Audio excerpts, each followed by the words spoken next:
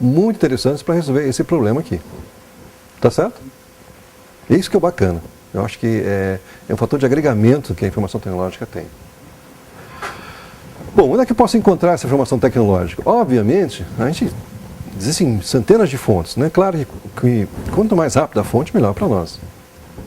Artigos científicos, livros, normas técnicas, teses, dissertação, revistas científicas dão o estado da técnica para nós. Com isso eu consigo ter uma parte da informação tecnológica. Ela também pode ser revelada em feiras, eventos, congressos, simpósios, no próprio mercado, né? Conversa com empresário, conversa com pessoas que trabalham na indústria, entrevistas em rádio, televisão, etc. Tá? Perfeito. Duas maneiras de você conseguir essa informação tecnológica.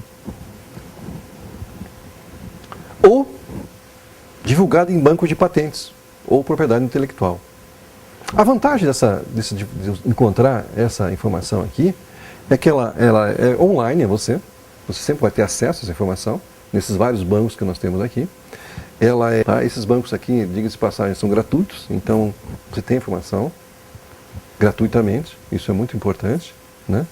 E é uma informação que tem um padrão de ser. Então, quando ela é colocada, tanto no IPI, quanto EPO, quanto ISPTO, quanto Canadian Intellectual Property Office, todos têm uma maneira de apresentar essa informação, que é mais ou menos comum.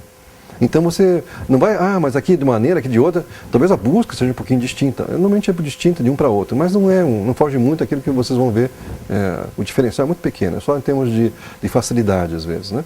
Mas todos vão apresentar a informação de um mesmo padrão.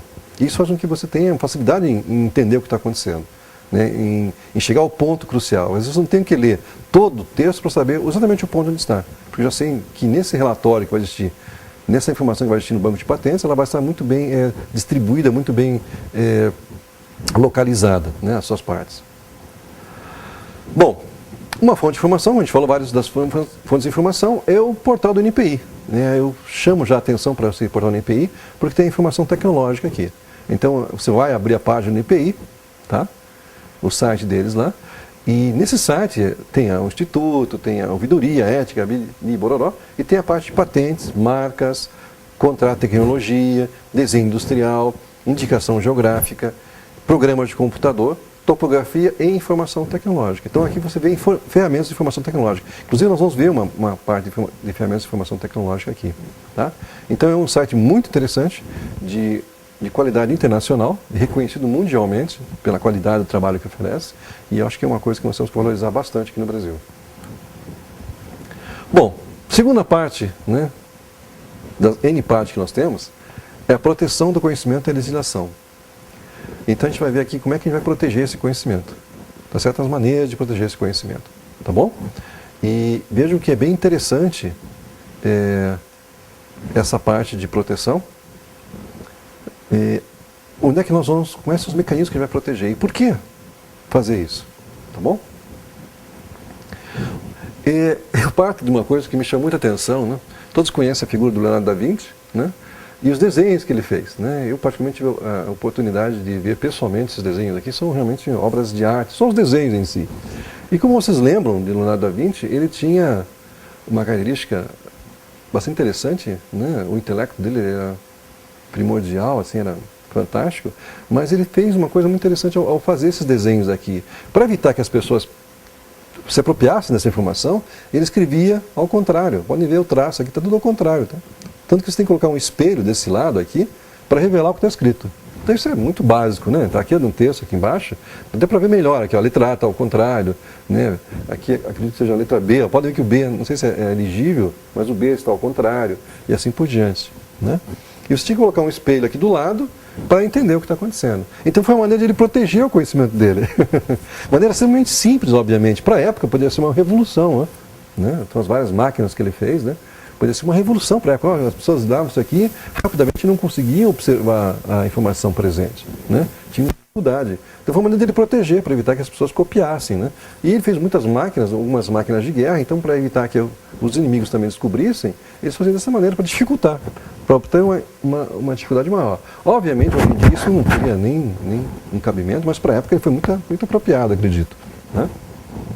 Bom, Então, esse aqui é um exemplo simples de proteção, bastante simples, né? E a gente, até as crianças, né, hoje em dia, às vezes brincam com esse tipo de coisa, né?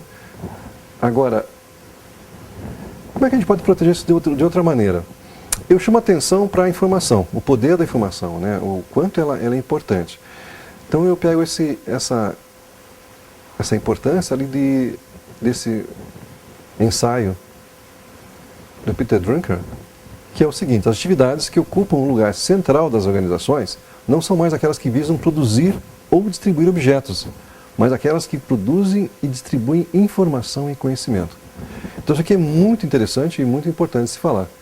Então as sociedades que distribuem objetos, elas são fadadas a só fazerem isso. Mas aquelas que produzem e distribuem informação e conhecimento, tá? Elas são muito mais capacitadas a gerar mais informação, a melhorar tecnologicamente o país e o ambiente onde eles vivem. Então a ideia de se proteger o conhecimento, né? O conhecimento sendo gerado, né, pelas rodas do progresso e pela capacidade humana. Então, ao se proteger o conhecimento, você tem uma grande vantagem, né? Você pretende respeitar a autoria e incentivar exatamente a divulgação da ideia. Além de conferir ao inventor e ao titular o poder sobre as suas criações. Então, além de você fazer tudo isso, você dá o direito a essa pessoa, ele é dono da ideia, ele é dono do invento, mas você estabelece uma legislação, estabelece uma documentação, estabelece uma maneira que você vai proteger essa pessoa. Tá certo? Tá joia?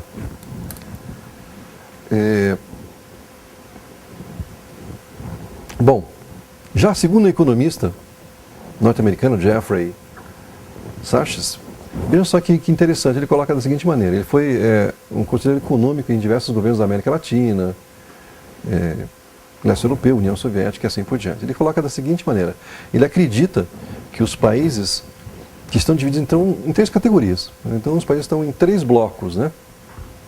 Conforme a produção de tecnologia e o interesse pelos direitos da propriedade industrial. Até ele faz um texto aqui, e a gente vai ver que, eu até peço para dar uma olhadinha nesse texto aqui, ó, os países que se encontram na segunda categoria, que é o caso do Brasil, a propriedade industrial tem uma função muito importante para o desenvolvimento socioeconômico, né? Tá? Vamos dar uma olhadinha nesse quadrinho, para a gente ver o que ele quis dizer com essa parte de 3 categorias aqui, tá bom? Primeira categoria: países excluídos tecnologicamente. Então, o primeiro é uma condição meio ruinzinha, né? Importadores de tecnologia que não possuem qualquer patente ou têm poucas, e nesse grupo encontra-se a maior parte dos países do mundo. Tá? Então, é o caso de países que não têm um desenvolvimento tecnológico acentuado, então eles têm muita dificuldade, né, de gerar tecnologia, então eles importam tecnologia. Segunda categoria, a qual o Brasil pertence: países adaptadores de tecnologia que se destacam em alguns setores, com algumas inovações relevantes, mas que na maior parte conseguem apenas adaptar a tecnologia estrangeira. Então eles conseguem, eles trabalham com a tecnologia, lidam até um certo ponto, que podem adaptar ao país, reproduzindo aí seu território, né? Nesse grupo identifica-se alguns países desenvolvidos e em desenvolvimento, que é o nosso caso. Tá? É muito interessante essa observação aqui. E a terceira categoria são os países que dominam a produção mundial da tecnologia. Tá? E a tecnologia, ela agrega valor, né? Nós podemos observar que quem domina alguma coisa tecnologicamente, ele faz o preço que ele deseja. Né? Porque ele investiu tempo nisso. Né? E quem estiver interessado nisso, se a tecnologia for importante, né? Eu, como sou da área da saúde, da parte de bioengenharia, isso aqui é muito interessante. Existem equipamentos que são, na parte de médica, que são caríssimos, né? São desenvolvidos em Inglaterra, nos Estados Unidos, na Alemanha.